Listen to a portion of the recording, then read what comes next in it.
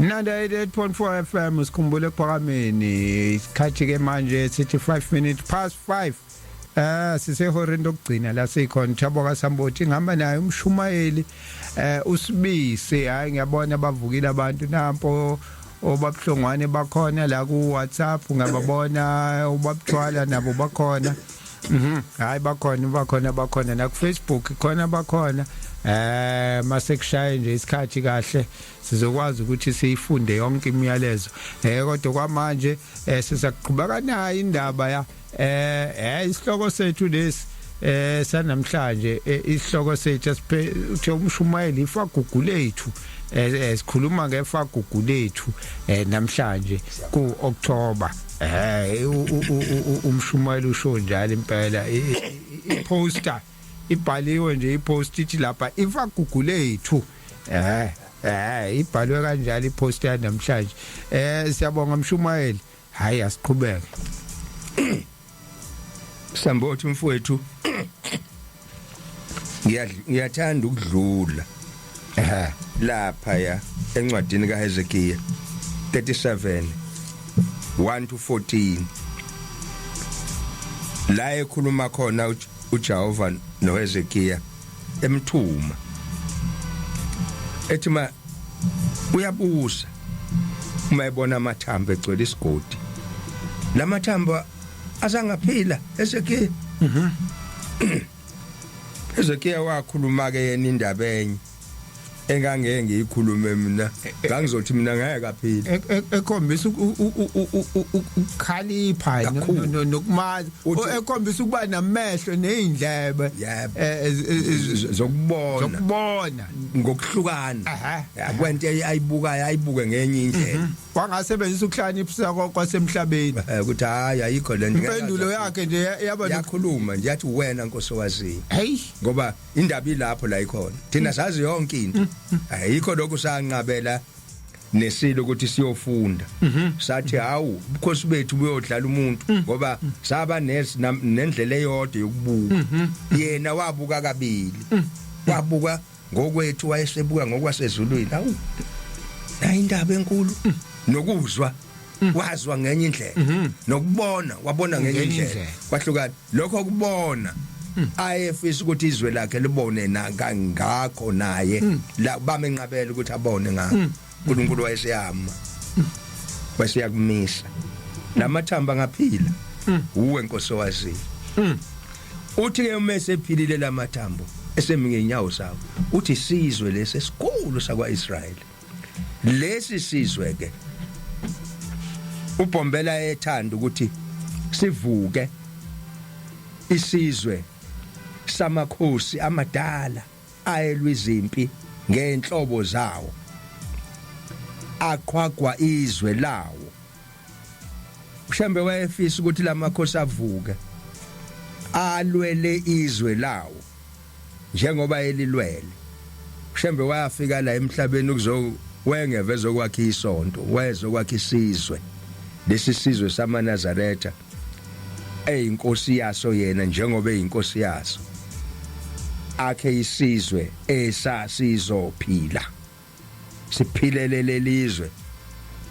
siphilele izwe elizayo ngoba izingane zalelizwe zazi izobe kuyizingane eziphila ngaphansi komthetho kaJehova lo asho njalo ngaye wasibuyisela kuye kuba sibuyele sibe ngabantwana bakhe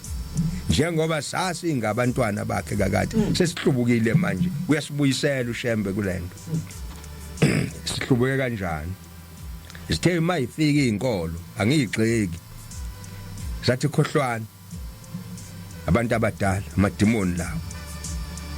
ngiyakhumbula sikhula kancane kwakukhona ukuthi lahla idloza lahla inyoka lahla idlozi lahla izozi lahla inyoka kukhona leyo nto njengaleyo ngoba abantu bakwaZulu babethi ngizothi abaseAfrika ngoba kwakuyinto eyodwa uma bebona inyoka ethize ekhaya kuthiwa ishawa kutshelwe ingane ayishawa leyo nyoka iyekeni ngoba inyoka eyabantu abadala bakhona kwathiwa hayi laba bantu ngeke phela baze sikwazi ukubathola sibagqilaze benze lokhu nalokhu uma besanoNkulunkulu wabo babazi laba bezizwe ukuthi uma nikhonza uNkulunkulu wenu ngeke sikwazi thina ukunqoba ngoba nikhonza uNkulunkulu ophilayo kwathiwa ilahleni lento sayilahla ngoba saqonela athi amadimoni lawo ushembe uma sefikile uvula lencwadi kwakuseyiwona amadimoni uyabuya ushembe uvula indaba yesicebi uNebukadnezar uLazaro noDivas uthi uLazaro hawu baba Abraham uDivas uthi baba Abraham hawu ngafa thumela uLazaro ngoba uLazaro uyamazi uyamazi Lazaro wengeke athumele omunye umuntu thumela uLazaro uyamthuma hawu ngicela uthumela uLazaro baba Abraham azongisiza umbuzo khona kwangamadimoni lawa ayakhuluma kanti ayakhuluma amadimoni alalelwe futhi umathathu phela amadimoni ayakhuluma ufika ushembe wathi awekho amadimoni khona abantu abaphilayo nangu uJehova uyasho bangaphila labantu Nkosi uyazi wena shembe uma sefikileke uthi vusana oyihlo omkhulu nibabheke nibenzele lokhu nalokhu ngihlale ngikhuluma la ngendaba yesizwe sakwaNtshangase esathumela umzukulu wabazukulwane babo wathi ngisize ungiyele kushembe safa siyisizwe sanganakwa sisahlezi lapho esafela khona amathambo ethu akazange agqitshwe sicela ushembe ukuthi asikhulule asigeze asivala amanxeba ngoba singcolile asinakwe umuntu abese sibeke endaweni enhle sinosizi la sikhona ya i-sensitive lo ithinta umshumayeli ngento eyodwa kunama opportunist angena ebandleni ngale nkulumo oyikhulumayo uma ingachazwanga kahle ngoba angithi manje uyayisho ukuthi bathi abakaNtshangase siyele kushembe kanje bese ke laba ke abayithatha mayengazange ihlaziwe kahle bathi woza sizokwenzela bagcwele la inanda kuthiwa nangomama bani lapha kunikelwa kwakhe unikelela bangasekho ubenzeleni sekushoda ukuthi babashayela amathikithi la akuthuma athi hamba uye ebuhleni ufika ushaya ithikithi ubuye nalo uze la ufike wenza ukuthi angithi ke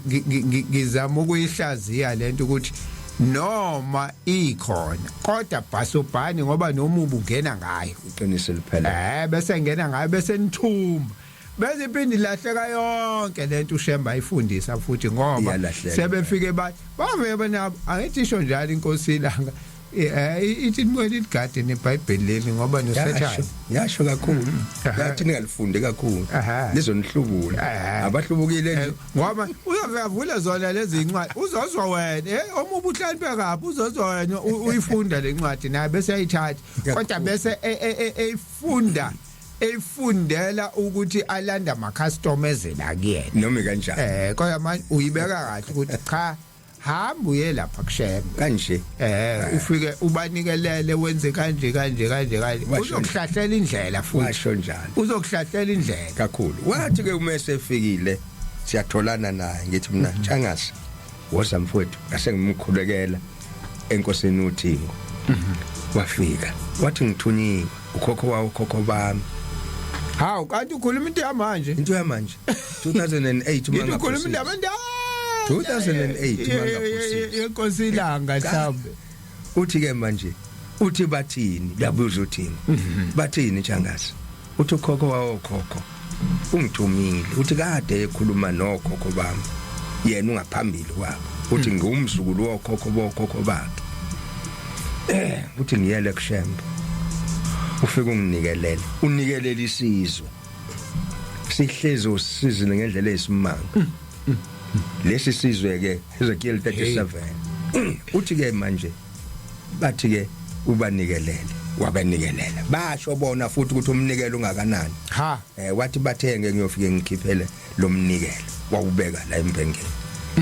ithi ke inkosi awu Ntshangase ethi Ntshangase uthi baba uthi kuba unamehlo bezwe lo ndawo ngaleso sikhathi ukuthi kuba unamehlo nampa uyabakhomba ke na la egcekeni phambi kwendlela ngayezulu la yonke le ndawo lesinikelela kuyona wabakhomba la wathi nampa nje bayaqhuma manje bayajabula lento ozobenzela yona nansi yenzeka ushembe lo ngitheza seXhibeni unehlo ngale hey ukhuluma la kuzwakala ngale isimangaliso lo mkhululi esikhuluma ngayo sithi ifagugu la seAfrika ngoba akakhethi umuntu hayi nangu wengesiya umNazaretha we kade chief inspector ulundi lonke lolu uNtshangasi ayamazi wabuya wazobonga sikhuluma ngendaba yokubonga wabuya wazobonga wathi ngithunywa yibo futhi bathi angibuye ngizobonga wabuya wazobonga inganekwani indaba yokubonga asingayikhohlwa indaba yokubonga asingayikhohlwa next nami njengoba ngithi mina ngasukelwa umuntu omdala sengiyisembengeli hayi kwanento evukayo kumina ukuthi cha ngiyamphikisa khona umshumayeli cha mhlawumbe futhi kulokho osukusho ukuthi bathi hamba uyele ubuye uzela mhlawumbe naye wese kungene kulolo gibe